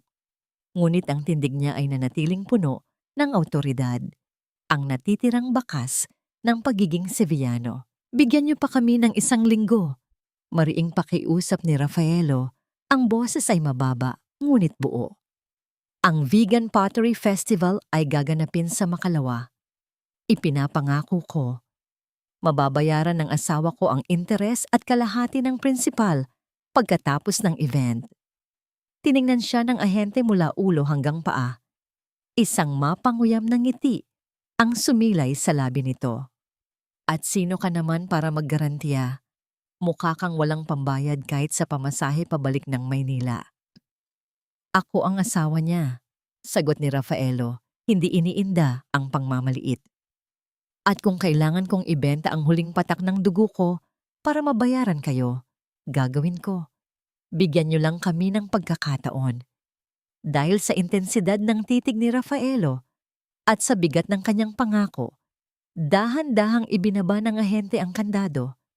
Binigyan sila nito ng huling babala bago sumakay sa kanilang sasakyan at umalis na nag-iwan ng makapal na usok at alikabok sa kanilang daraanan. Nakahinga ng maluwag si Andriel, ngunit agad ding bumalik ang kanyang lamig nang humarap siya kay Rafaelo. Hindi ko kailangan ng tulong mo, matigas niyang sabi. Kaya ko ito. Hindi mo kaya, Andriel, sagot ni Rafaelo. Ang tono ay puno ng pagsusumamo. Kulang ka sa tao. Mahina pa ang katawan mo. Hayaan mo akong maging mga kamay at paa mo. Hayaan mo akong magtrabaho. Bago pa man makasagot si Andriel, hinubad ni Rafaelo ang kanyang sapatos. Ibinaba niya ang kanyang relo, ang huling mamahaling bagay na natitira sa kanya, at ipinatong ito sa ibabaw ng lumang mesa sa labas. Kumuha siya ng pala at lumusong sa hukay ng luwad. Nagsimulang maghalo ng putik ang dating tagapagmana ng Sevillano Export. Ang kanyang mga kamay na sanay lamang sa pagpirma ng tseke at paghawak ng wine glass, ay ngayoy bumaon sa madikit at mabigat na lupa. Lumapit si Tirso, ang mukha ay hindi maipinta ang pagkadismaya. Gusto niyang paalisin si Rafaelo, ngunit nakita niya ang desperasyon sa mata nito. Sa halip na magsalita, itinuro ni Tirso ang isang tumpok ng mabibigat na sako ng buhangin sa gilid. Kung gusto mong tumulong, buhatin mo yan papunta sa mixing area. Utos ni Tirso Sinusubok ang hangganan ng pasensya ng senyorito. Bawat sako, 50 kilo. Walang magrereklamo dito. Walang imik na binuhat ni Rafaelo ang unang sako. Ang bigat nito ay halos magpaluhod sa kanya. Naramdaman niya ang pagbaon ng magaspang na sako sa kanyang balikat. Kumukiskis sa kanyang balat hanggang sa humapdi ito. Ang kanyang mga binti ay nanginig sa bigat, ngunit inihakbang niya ang kanyang mga paa. 1, 2, 3. Sa bawat oras na lumilipas, ang init ng araw ay lalong tumitindi. Ang pawis ni Rafaelo ay tumulo mula sa kanyang noo, humalo sa putik sa kanyang mukha, at pumasok sa kanyang mga mata. Ang kanyang polo ay basang-basa na at punit sa may laylayan. Namaltos ang kanyang mga palad. Ang bawat paghawak sa pala ay tila paghawak sa baga, ngunit hindi siya tumigil. Tuwing napapagod siya, sumusulyap siya sa bintana kung saan naroon si Andriel at ang sanggol. Ang imahe ng kanyang mag-ina ang nagiging gasolina ng kanyang nanghihinang katawan. Mula sa loob ng bahay, palihim na nanonood si Andriel. Nakatayo siya sa likod ng kurtina. Karga si Rafa. Nakita niya kung paano natalisod si Rafaelo habang buhat ang sako, kung paano nito kinagat ang sariling labi upang pigilan ang sigaw ng sakit. Nakita niya ang dugo na nagsisimulang bumakat sa balikat ng damit nito. Gusto niyang matuwa. Gusto niyang isipin na, buti nga sa'yo. Kulang pa yan sa sakit na ipinaramdam mo sa akin. Ngunit sa kaibuturan ng kanyang puso, may isang bahagi na kumikirot. Hindi siya sanay na makita ang mapagmataas na si Rafaelo na nagpapakababa ng ganito. Ito ang lalaking ni hindi marunong magtimpla ng kape noon.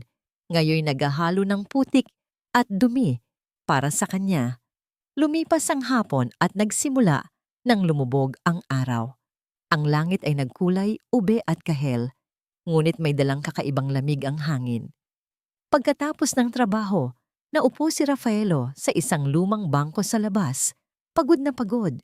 Ang kanyang mga kamay ay nanginginig ng sobra, kaya hindi niya maitaas ang mga ito.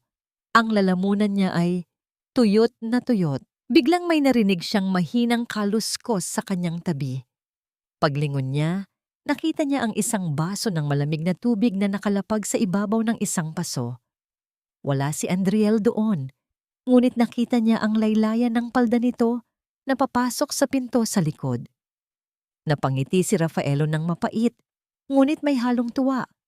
Kinuha niya ang baso gamit ang nanginginig na mga kamay. Ininom niya ito ng dahan-dahan. Ang tubig ay tila ang pinakamatamis na alak na natikman niya sa buong buhay niya. Ito ay hindi lamang tubig. Ito ay awa. Ito ay isang maliit na siwang sa pader na nakapagitan sa kanila. Habang nagpapahinga, dumating ang isang kartero at nag-abot ng sulat kay Tirso. Agad itong ibinigay ni Tirso kay Andriel. Galing ito kay Doña Caridad. Binuksan ni Andriel ang sulat sa may kusina. Walang laman na tseke o pera. Ang laman lamang ay isang maikling liham na sulat kamay ng matanda na may bakas ng nanginginig na penmanship. Hiha, alam kong wala akong karapatang humingi ng tawad, pero salamat sa buhay na ibinigay mo sa akin. Ibinabalik ko sa iyo ang kalayaan ng anak ko. Hindi siya umuwi sa mansyon. Pinili niyang maging tao kaysa maging Sevillano. Sana mahanap niya ang puso niya dyan sa piling mo. Napatitig si Andriel sa labas ng bintana. Nakita tinitigan ni Andriel ang natutulog na si Rafaelo mula sa bintana. Ang lalaking dating hindi makatulog kapag hindi air-conditioned ang kwarto at hindi malambot ang unan, ngayon nakahiga sa isang lumang papag na kawayan sa labas. Wala siyang kumot. Ang tanging yakap niya ay ang sarili niyang mga braso na puno ng gasgas at putik. Sa liwanag ng buwan, nakita ni Andriel ang pagkunot ng noo nito sa pagtulog. Tila ba kahit sa panaginip ay pasan pa rin nito ang mundo. Itinupi ni Andriel ang sulat ni Doña Caridad at inilagay ito sa kanyang bulsa. Hindi nito mabubura ang sakit ng nakaraan, ngunit ang makita ang pagbabago ng mag-ina. Ang isa sa pamamagitan ng sulat At ang isa sa pamamagitan ng gawa ay nagdulot ng isang kakaibang kirot sa kanyang dibdib. Hindi ito galit at hindi rin ito pagpapatawad. Ito ay awa. At sa awa, nagsisimula ang paghilom, akmang tatalikod na sana siya upang matulog nang marinig niya ang balita mula sa radyo ni Tirso sa kabilang kwarto. Ang boses ng tagapagbalita ay mabilis at puno ng babala. Isang malakas na bagyo ang namataan sa karagatan at inaasahang magla-landfall sa Ilocos Sur ngayong gabi. Itinaas na ang signal number 3 sa buong probinsya. Pinapayuhan ang lahat na maghanda sa malalakas na hangin at ulan. Nanlaki ang mga mata ni Andriel. Tumingin siya sa labas. Ang daan-daang paso na kanilang minasa at hinubog kanina, ang mga pasong nakatakdang ibenta sa festival para mabayaran ng bangko ay nakabilad pa sa buong bakuran. Ang mga ito ay hilaw pa. Kapag nabasa ang mga ito ng ulan, bago maisalang sa pugon, matutunaw ang mga ito pabalik sa pagiging putik. Mawawala ang lahat ng kanilang pinaghirapan. Mawawala ang lupa. Mawawalan sila ng tahanan. Sa labas, naramdaman ni Rafaelo ang pagbabago ng hangin. Ang mga dahon ng puno ng mangga ay nagsimulang sumayaw ng marahas, tila nagwawala sa takot. Isang malamig na patak ng tubig ang tumama sa kanyang pisngi na nagpagising sa kanya mula sa kanyang mababaw na idlip. Dumilat siya at tumingin sa langit. Ang buwan ay nilamon na ng makakapal at may itim na ulap. Ang hangin ay humihip ng malakas, tinatangay ang alikabok sa kanyang mukha. "Andriel!" Sigaw ni Rafaelo. Mabilis na bumangon kahit masakit ang buong katawan. Ang mga paso. Bago pa man siya makakilos, bumukas ang pinto ng bahay. Lumabas si Andriel. Ang muka ay puno ng takot. Kasunod niya si Tirso. "Ipasok natin ang mga yan sa silong! Bilis!" Sigaw ni Tirso. Ngunit huli na ang lahat para sa dahan-dahang pagkilos. Ang langit ay tila napunit. Ang ulan ay bumuhos hindi bilang mga patak, kundi bilang isang malakas na kurtina ng tubig na bumalot sa buong paligid. Ang hangin ay humagupit. Nagbabadyang sirain ang anumang hindi nakakapit ng mahigpit. Ang kanilang huling pag-asa ay nasa gitna ng bagyo at wala silang sapat na mga kamay o panangga upang iligtas ang lahat. Ang bagyo ay dumating na tila isang halimaw na nagmula sa karimlan, dala ang hangin na sumisipol sa mga siwang ng lumang bahay at ang ulan na humahampas sa mga yero ng bubong. Sa gitna ng kaguluhan, si Andriel ay nagkukumahog. Sinubukan niyang buhatin ang isang tray ng mga basang paso, ngunit masyadong mabigat ito. Ang bawat hakbang niya sa makapal na putik ay tila pag-angat ng 2 sako ng semento. Sa kabilang braso niya, mahigpit niyang yakap si Rafa, ang kanyang sanggol na umiiyak ng malakas. Tila nararamdaman ang takot ng ina. "Ako na dyan!" Isang malakas na boses ang sumigaw mula sa likuran niya. Mas malakas pa sa ugong ng hangin. Bago pa man makalingon si Andriel, mabilis na inagaw ni Rafaelo ang tray mula sa kanyang mga kamay. Basang-basa na ito, ang damit ay dumidikit sa kanyang katawan, ngunit ang mga mata niya ay nag-aalab sa determinasyon. "Pumasok ka sa loob, Andriel." Utos ni Rafaelo. Ang boses ay puno ng awtoridad na matagal na niyang hindi narinig mula rito. "Protektahan mo ang bata. Ako na ang bahala dito." Hindi nag-atubili si Andriel. Tumakbo siya pabalik sa bahay, niyakap ng mahigpit ang kanyang anak, at sumilip mula sa siwang ng bintana. Ang kanyang puso ay kumakabog ng mabilis, hindi lang dahil sa takot sa bagyo, kundi dahil sa isang hindi maipaliwanag na kaba para sa lalaking naiwan sa labas. Mag-isang sinalubong ni Rafaelo ang puot ng kalikasan. Kasama si Tirso, sinubukan nilang ilipat ang mga paso papunta sa silong. Ngunit masyadong marami ang mga ito at masyadong mabilis ang paglakas ng ulan. Ang mga paso sa gilid ay nagsimula ng matunaw, bumabalik sa pagiging putik na walang hugis. "Ang pugon!" sigaw ni Tirso. Kung hindi natin mapoprotektahan ang pugon, wala rin tayong paglalagyan ng mga paso, kahit mailigtas natin. Ang lumang pugon na gawa sa ladrilyo ay ang puso ng kanilang paggawaan. Ngunit ang bubong nito, na gawa lamang sa yero, ay nagsimula nang tanggalin ng malakas na hangin. Walang pag-aalinlangan, kumuha si Rafaelo ng makapal na trapal at lubid. Sinubukan niyang akyatin ang bubong ng pugon upang takpan ito, ngunit ang hangin ay halos itulak siya pababa. Mula sa bintana, napanood ni Andriel ang bawat kilos ni Rafaelo. Nakita niya kung paano ito nadulas sa putik, ngunit muling bumangon. Nakita niya kung paano kumapit ang mga kamay nito sa matutulis na gilid ng yero, nag-iiwan ng mga hiwa sa kanyang balat. Nakita niya ang dugo na humahalo sa tubig ulan sa kanyang mga braso. Ang yelo sa puso ni Andriel ay unti-unting natunaw. Ang lalaking ito, na hinayaan siyang mag-isa sa gitna ng bagyo noon, ay ngayoy nagpapakamatay upang iligtas ang kabuhayang itinayo niya nang wala ito. Ang bawat patak ng dugo ni Rafaelo ay tila asidong tumutunaw sa pader na itinayo niya sa pagitan nila. Isang malakas na kidlat ang gumuhit sa kalangitan na sinundan ng nakabibinging dagundong ng kulog.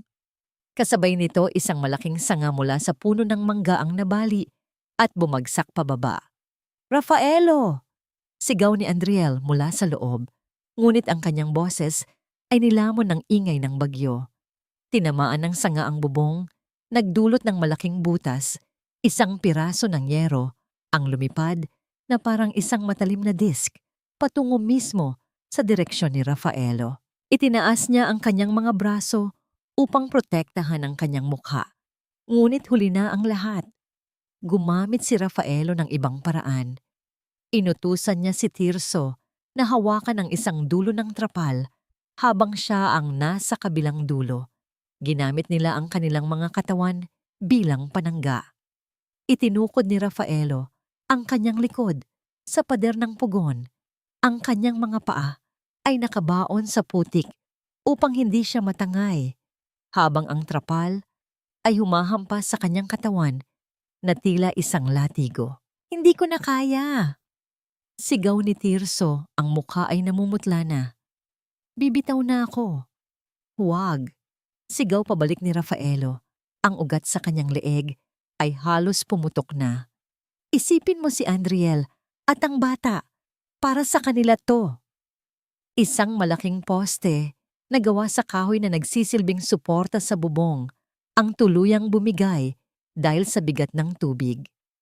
Gumulong ito pababa at tumama ng buong lakas sa balikat ni Rafaelo. Isang impit na ungol ng sakit ang kumawala sa kanyang bibig. Bumigay ang kanyang mga tuhod. Napaluhod siya sa putikan, ang kanyang paningin ay nagsimulang magdilim. Ngunit kahit nanlalabo na ang kanyang mata, nanatiling mahigpit ang hawak niya sa lubid ng trapal. Nakita niya sa kanyang isipan ang mukha ni Andriel, ang mukha ng kanyang anak. Hindi siya pwedeng bumitaw. Hindi ngayon. Nanatili siyang nakaluhod, nakakapit, hanggang sa ang lahat ay naging itim at ang ingay ng bagyo ay napalitan ng isang mapayapang katahimikan. Tuluyan siyang nawalan ng malay. Dahan-dahan, humupa ang ulan. Ang malakas na hangin ay naging mahinang simoy. Tila naawa ang langit sa sakripisyong naganap sa lupa. Nang tumigil ang ulan, mabilis na lumabas si Andriel ng bahay. Ang kanyang mga paa ay halos hindi niya maramdaman habang tumatakbo siya sa putikan, papalapit sa pugon. Nakita niya ang dugo ang katawan ni Rafaelo na nakahandusay sa lupa. Ang mga kamay ay mahigpit pa ring nakakapit sa lubid na nagligtas sa kanilang kabuhayan. Lumuhod siya sa tabi nito. "Rafaelo, gumising ka!"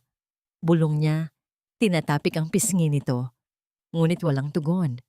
Ang mukha nito ay maputla, ang mga labi ay kulay ube. Niyakap ni Andriel ang walang malay na katawan ni Rafaelo. Ipinatong niya ang ulo nito sa kanyang kandungan, hindi iniinda ang putik at dugo na dumidikit sa kanyang damit. Sa unang pagkakataon, sa loob ng maraming buwan, hinayaan niyang tumulo ang kanyang mga luha para sa lalaking ito. Ngunit hindi ito luha ng galit o sakit. Ito ay luha ng takot. Takot na baka sa sandaling handa na siyang magpatawad, huli na ang lahat. Huwag mo kaming iwan. Humikbi siya habang hinahaplos ang basang buhok ni Rafaelo. Hindi mo pa nakikita ang ngiti ng anak mo. Pagpapatuloy ni Andriel sa kanyang basag na bulong, ang mga salita ay tila nalulunod sa kanyang sariling mga hikbi. Rafaelo, parang awa mo na. Huwag kang bibitaw. Dumating si Tirso, pagod at may mga galos, ngunit buo pa rin ang lakas. Nang makita niya ang kalagayan ni Rafaelo, isang mabigat na buntong hininga ang kumawala sa kanya. Pinapawi ang lahat ng natitirang galit sa lalaki.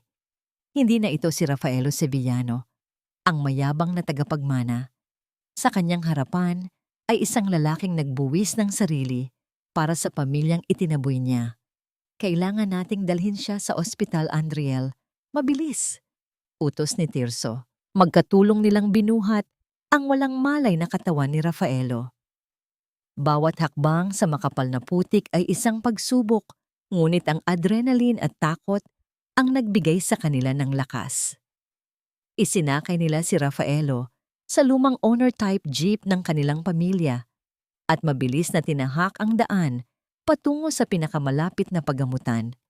Sa loob ng maliit at masikip na emergency room ng pampublikong ospital sa bayan, ang bawat segundo ay tila isang oras. Paulit-ulit na pinagmasdan ni Andriel ang dibdib ni Rafaelo. Tinitiyak na ito ay gumagalaw, na mayroon pa ring hiningang pumapasok at lumalabas. Hinawakan niya ang kamay nito. Ang kamay na kanina lang ay namaltos sa pagbubuhat ng sako. Ngayoy malamig at walang buhay. Lumabas ang doktor mula sa cubicle. Ang mukha ay seryoso. Kritikal ang lagay niya. Maikling paliwanag ng doktor. He lost a lot of blood, and the wound on his shoulder is showing signs of a severe infection. Kailangan niya ng agarang blood transfusion. Ang problema, gaya ng ina niya, AB negative din ang blood type niya. Napakabihirang dugo niyan dito sa probinsya. Napatingin si Andriel kay Tirso. Ang kanyang mga mata ay nanlalaki sa takot. Hindi pwede. Hindi pwedeng dito magtatapos ang lahat. Hindi pwedeng ang parehong dugo na naghiwalay sa kanila ay siya ring magiging dahilan ng kanilang tuluyang pagkawala sa isa't isa. Ako! Mahinang sagot ni Andriel. Tumayo siya ng tuwid. Ang pagod at takot sa kanyang muka ay napalitan ng isang hindi matitinag na determinasyon. Tiningnan siya ng doktor mula ulo hanggang paa. Ija, kapapanganak mo pa lang. Mahina pa ang katawan mo. Pareho kami ng blood type. Pagpipilit ni Andriel, ang boses ay matatag na. Kunin niyo ang dugo ko, Dok. Kunin niyo kung gaano karami ang kailangan niya. Huwag niyo lang siyang hayaang mawala. Napatitig ang doktor sa kanya. Isang bagong paghanga ang nabuo sa kanyang mga mata. Sa harap niya ay hindi lamang isang asawa, kundi isang babaeng handang ibigay ang sariling buhay kapalit ng buhay ng taong mahal niya. Tumango ang doktor at tinawag ang isang nurse. Ihanda ang transfusion room para sa kanilang dalawa. Mabilis. Habang isinasali ng kanyang dugo patungo sa katawan ni Rafaelo, hindi inalis ni Andriel ang kanyang tingin sa mukha ng natutulog na asawa. Ang pader na itinayo niya sa kanyang puso ay tuluyan ng gumuho. Wala ng galit, wala ng hinanakit. Ang natitira na lamang ay isang pag-ibig na mas malakas pa sa anumang bagyo. Isang pag-ibig na handang mag-alay ng sarili nitong dugo para lamang maghilom ang mga sugat ng nakaraan. Ang silid kung saan isinagawa ang blood transfusion ay tahimik. Tanging ang mahina at ritmikong tunog mula sa makinang nagbabantay sa buhay ni Rafaelo ang maririnig. Nakahiga si Andriel sa katabing kama. Ang kanyang braso ay nakadugtong sa isang tubo na nagdadala ng kanyang dugo patungo sa lalaking minsan nang nagtaboy sa kanya. Habang nararamdaman niya ang unti-unting paglabas ng init mula sa kanyang katawan, hindi panghihina ang kanyang naramdaman, kundi isang kakaibang kapayapaan. Dati, ang dugo niya ang nagsilbing pambayad utang sa ina. Ngayon, Ang dugo niya ang nagsisilbing kusang loob na alay para sa anak. Hindi na ito utang na loob. Ito ay pag-ibig. Sa bawat patak ng dugong dumadaloy palabas sa kanya, tila kasama nitong umaalis ang mga natitirang lamat ng galit at hinanakit sa kanyang puso. Kinabukasan, habang nagpapahinga si Andriel sa isang silya sa labas ng kwarto ni Rafaelo, isang pamilyar ngunit mahinang anino ang dahan-dahang lumapit. Si Doña Caridad, ang dating matapobreng matriarka ng mga Sevillano, ay tila tumanda ng 10 taon. Wala na ang mamahaling alahas, wala na ang matikas na tindig. Ang suot niya ay isang simpleng bestida. Ang buhok ay may mga puti ng hibla at ang mga mata ay namumugto sa kaiiyak.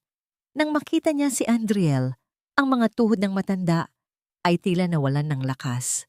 Walang sabi-sabing lumuhod siya sa malamig na sahig ng ospital sa harap mismo ng babaeng minsan niyang hinamak. Andriel, Hija! Humikbi ang donya, ang boses ay basag at puno ng pagsisisi. Patawarin mo ako. Patawarin mo ang pagiging makasarili ko. Patawarin mo ako sa lahat ng sakit na idinulot ko sa'yo. Nagulat si Andriel.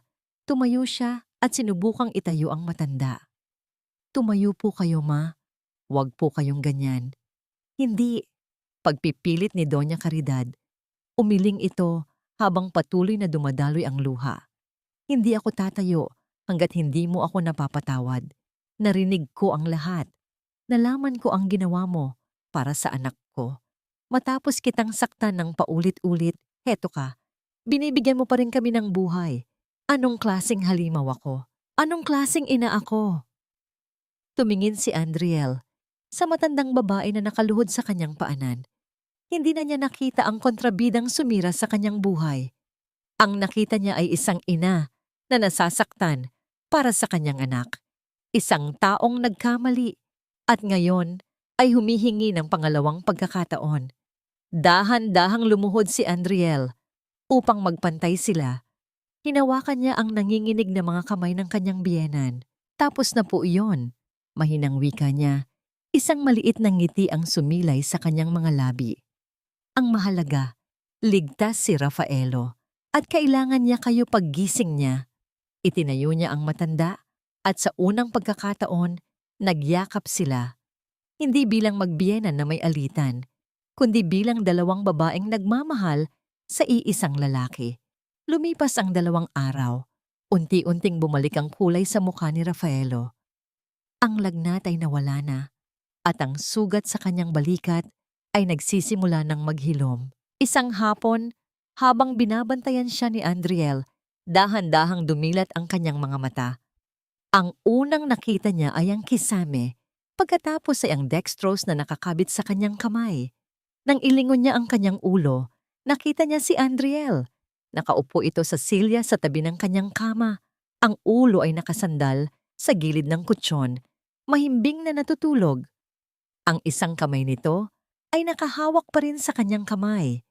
Tila ayaw siyang bitawan kahit sa panaginip. Ang puso ni Rafaelo ay napuno ng isang emosyon na hindi niya maipaliwanag. Isang pinaghalong sakit, pasasalamat, at nag-uumapaw na pagmamahal. Dahan-dahan, gamit ang kanyang natitirang lakas, itinaas niya ang kanyang kamay at hinaplos ang buhok ni Andriel. Ang bawat hibla ay tila ginto sa kanyang mga daliri. Nagising si Andriel sa marahang paghaplos. Nag-angat siya ng tingin at nagtama ang kanilang mga mata. Walang nagsalita. Sa katahimikan na yon ang kanilang mga kaluluwa ang nag-usap. Nakita ni Rafaelo sa mga mata ni Andriel ang pagpapatawad. Nakita naman ni Andriel sa mga mata ni Rafaelo ang isang pagbabagong mas malalim pa sa anumang salita. Bakit mo ginawa? Basag ang boses na tanong ni Rafaelo. Alin? Bakit mo ako niligtas? Isang maliit na ngiti ang sumilay sa mga labi ni Andriel. Dahil hindi ako katulad mo. Tumagos ang mga salitang yon sa puso ni Rafaelo, hindi bilang isang sumbat, kundi bilang isang katotohanang kailangan niyang tanggapin. Tumulo ang luha mula sa gilid ng kanyang mga mata. Isang luhang malinis at puno ng pagpapakumbaba. "Patawad," bulong niya. "Patawarin mo ako sa lahat." Hindi sumagot si Andriel. Sa halip tumayo siya at lumabas ng kwarto. Bumalik siya, pagkalipas ng ilang sandali, may tulak-tulak na basinet. Dahan-dahan niyang binuhat ang natutulog na sanggol mula rito. Lumapit siya sa kama at maingat na inilagay ang maliit at mainit na kamay ni Rafa sa ibabaw ng pisngi ni Rafaelo. Sa unang pagkakataon, naramdaman ni Rafaelo ang balat ng kanyang anak. Ang lambot, ang init, ang buhay. Napapikit siya, ninamnam ang sandaling iyon. Ang sandaling pinangarap niya, ngunit inakala niyang hindi na darating. Ang lahat ng yaman sa mundo ay hindi kayang tumbasan ang pakiramdam na yon. Ang utang na dugo ay nabayaran na. Hindi ng isa pang dugo, kundi ng pag-ibig at isang bagong buhay. "May babayaran ka pa sa akin," bulong ni Andriel.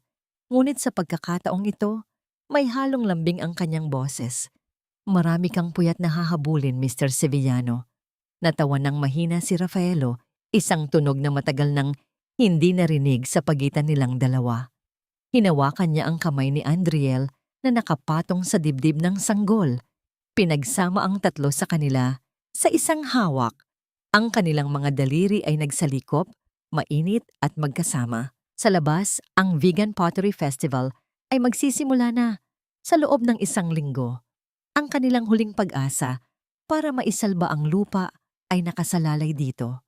Ngunit sa sandaling iyon, sa loob ng tahimik na silid ng ospital, alam ni Rafaelo na nahanap na niya ang mas mahalaga pa sa anumang lupa o yaman. Nahanap na niya ang kanyang tahanan. Ang plaza ng Bigan ay puno ng kulay at buhay. Ang bawat sulok ay may nagtitinda ng iba't ibang uri ng palayok, mula sa maliliit na paso hanggang sa malalaking banga. Ang sariwang amoy ng mga gawang luwad ay humahalo sa amoy ng bibingka at pinipig, isang pagdiriwang ng sining at kultura. Ngunit sa gitna ng lahat ng ito, sa sentro ng plaza, nakatayo ang isang entablado at doon nakapukaw ng pansin ang isang obra maestra. Ito ang gawa ni Andriel, isang malaking palayok, mahigit 2 metro ang taas, na binuo mula sa daan-daang basag na piraso. Ang bawat lamat ay hindi itinago. Bagkus, pinalitaw pa ito gamit ang gintong pandikit. Tila isang ugat na nagbibigay buhay. Ang bawat putol na bahagi ay naging koneksyon, at ang bawat pahid ng ginto ay nagsilbing patunay na ang kapintasan ay maaaring maging pinakamagandang bahagi ng isang nilalang. Ito ang kanyang kintsugi na obra, ang simbolo ng kanilang pamilya, nasira, naghilom, at ngayoy mas matibay at mas mahalaga kaysa rati. Tumayo si Andriel sa tabi ng palayok. Ang kanyang mga mata ay puno ng pagmamalaki at kaligayahan. Ang isang braso niya ay nakahawak sa kanyang tiyan na muling umumbok, nagdadala ng bagong buhay. Ang isa naman ay nakahawak sa kamay ni Rafa, ang kanilang anak na lalaki, na masaya nang naglalaro sa kanyang paanan. Ang kanyang mukha ay payat pa rin, ngunit ang kanyang mga mata ay nagliliwanag, hindi na sa takot o lungkot, kundi sa tunay na kapayapaan. Sa mga upuan sa ibaba ng entablado, naroon ang kanyang ama, nakangiti habang pinapanood ang anak. Naroon din si Tirso, na nagbibigay ng matibay na suporta at pagmamahal bilang isang pamilya. Biglang tumayo si Rafaelo. Hindi siya umakyat sa entablado. Sa halip, tumayo siya sa ibaba nito, karga-karga si Rafa. Nakasuot siya ng isang simpleng barong Tagalog. Ang kanyang buhok ay maayos na, at ang kanyang mukha ay puno ng sinseridad. Sa harap ng lahat ng tao, ng mga lokal, ng mga turista, at ng mga dating kasamahan niya sa negosyo mula Pangasinan, nagsalita siya. "Wala akong yaman na maiaabot sa inyo ngayon," panimula ni Rafaelo, ang boses ay buo at malinaw. "Wala na akong titulo o posisyon. Ang tanging maiaabot ko ay ang sarili ko. Isang lalaking puno ng kasalanan, isang amang matagal na nawala, at isang asawang nagkamali. Tiningnan niya si Andriel, ang kanyang mga mata ay lumuluha sa pagsisisi. Andriel, ang palayok na yan. Iyan ang puso ko. Dinurog ko yan. Ngunit tinipon mo ang bawat piraso at binigyan mo ng bagong buhay. Ikaw ang ginto sa aking mga lamat. Ikaw ang sentro ng aking mundo. Wala akong alam kundi magbilang ng kita at maghanap ng yaman. Ngunit tinuruan mo akong bilangin ang bawat ngiti ng anak ko at pahalagahan ang bawat patak ng pawis na ibinuhos para sa pamilya. Ibinaba niya si Rafa at inalalayan itong maglakad patungo sa entablado. Binuhat ni Andriel ang bata at niyakap. Pagkatapos ay lumapit siya sa gilid ng entablado. Dahan-dahang lumuhod si Rafaelo sa kanyang harapan. Hindi ito isang pagmamakaawa. Ito ay isang deklarasyon ng pagpapakumbaba. Patawad, bulong niya. Tumingala kay Andriel. Patawarin mo ako, mahal ko. Hindi ko kailangang maging Sevillano para maging isang lalaki. Ang kailangan ko ay ikaw at ang mga anak natin. Ngayon, walang pilit na ngiti sa mga labi ni Andriel. Wala nang pag-aalinlangan sa kanyang mga mata. Yumuko siya at sa gitna ng lahat ng tao, hinalikan niya ang noo ni Rafaelo. Hindi ito isang halik ng pagwawakas, kundi isang halik ng panibagong simula. Welcome home, Rafaelo. Mahinang bulong ni Andriel. Ang palayok na gawa ni Andriel ay nabenta sa pinakamataas na bidder sa napakalaking halaga, sapat para mabayaran ang buong utang ng lupa at makabili pa ng mga bagong kagamitan para sa paggawan. Ang kanilang kabuhayan ay nailigtas. Ngunit mas mahalaga rito, ang kanilang pamilya ay muling nabuo. Sa malayo, sa ilalim ng lilim ng isang malaking puno ng acacia, nakatayo si Doña Caridad. Nakasuot siya ng isang simpleng barot saya. Ang kanyang mga mata ay nakapako sa nagkakasundong mag-asawa. Hindi na siya lumapit. Hindi na niya kailangang magsalita. Ang kanyang mga labi ay mayroong maliit na ngiti. Isang ngiti ng pagtanggap at kapayapaan. Alam niyang sa wakas, nahanap na ng kanyang anak ang tunay na kaligayahan, hindi sa yaman, kundi sa pag-ibig na naghilom sa lahat ng lamat. Ang kanyang pagkakamali ay naging aral at ang kanyang pamilya ay natuto ng pagpapatawad. Nang sumapit ang gabi, ang plaza ay nagliliwanag sa mga ilaw ng piyesta. Magkatabi si Rafaelo at Andriel sa harap ng kanilang lumalagablab na pugon. Hawak ang kamay ng kanilang anak na si Rafa. Ang init ng apoy ay yumakap sa kanila. Isang init na kumakalat sa kanilang mga puso. Dahan-dahang idinikit ni Rafaelo ang kanyang noo sa noo ni Andriel. Ako na ang may utang na loob sa'yo. Mahal ko, bulong niya. Ang utang ng buhay, ng pagpapatawad, ng pag-ibig. Habang buhay ko itong babayaran.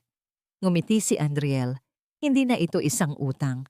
Ito ay isang pangako. Isang pangako ng isang pag-ibig na dumaan sa apoy, nabasag, ngunit muling binuo, at ngayoy mas maganda kaysa rati. Ang bawat lamat sa kanilang nakaraan ay naging patunay na ang tunay na pag-ibig ay hindi natatapos sa sakit, kundi nagsisimula sa pagpapatawad. Lumipas ang 3 taon. Ang lumang gawaan ng palayok ng mga Llorente na minsan nang nasa bingit ng pagkalugi ay ngayoy lumago at yumabong. Kilala na sa buong rehiyon bilang Llorente Sevillano Pottery. Hindi na ito isang simpleng paggawaan, kundi isang sentro ng sining na nagtuturo sa mga kabataan ng tradisyonal na paggawa ng palayok. Pinanatili ang sining ng kanilang mga ninuno. Sa bakuran, sa ilalim ng malaking puno ng mangga, masayang naglalaro si Rafa. Malaki na ito, isang bibo at malusog na bata na may malalim na mga mata at nakakahawang na ngiti. Si Rafaelo, ang dating CEO ng isang malaking kumpanya, ay ngayoy abala sa paghuhukay ng luwad. Ang kanyang mga kamay ay puno ng putik, ngunit ang kanyang mukha ay puno ng kagalakan. Wala na ang mamahaling relo o ang mamahaling sasakyan. Ang tanging yaman niya ngayon ay ang nangiti ng kanyang anak at ang init ng araw sa kanyang balat. Naging co-manager siya ng paggawaan. Masigasig na pinoprotektahan ang kabuhayan ng kanyang pamilya sa sarili niyang pawis. Mula sa biranda ng bahay, nakangiti si Andriel habang pinapanood ang kanyang mag-ama. Ang kanyang tiyan ay muling umumbok, nagdadala ng panibagong buhay. Isang anak na babae ang inaasahan nilang darating anumang oras. Ang mga pilat sa kanyang puso ay naghilom na, ngunit hindi ito nawala. Sa halip, ang mga pilat na yon ay naging mga gintong linya na nagbigay sa kanya ng lakas, ng karunungan, at ng kapasidad na magmahal ng mas malalim pa.